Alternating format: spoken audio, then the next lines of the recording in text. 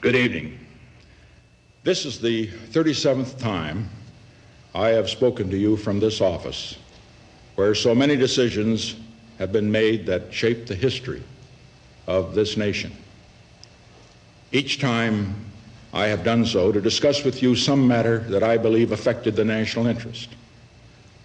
In all the decisions I have made in my public life, I have always tried to do what was best for the nation.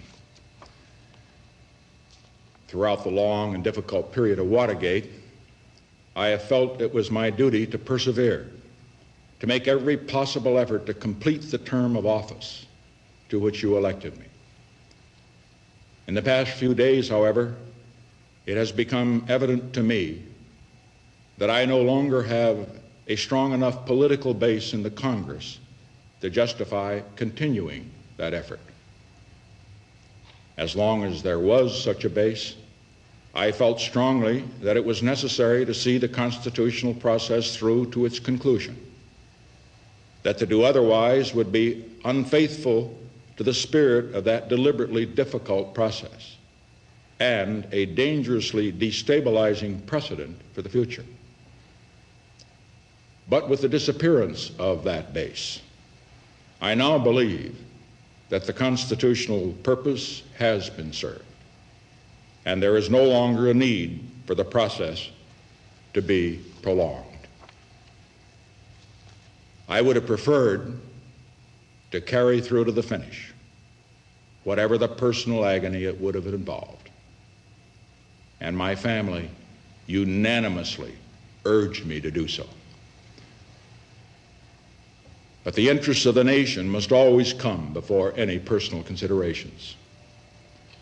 From the discussions I have had with congressional and other leaders, I have concluded that because of the Watergate matter, I might not have the support of the Congress that I would consider necessary to back the very difficult decisions and carry out the duties of this office in the way the interests of the nation will require.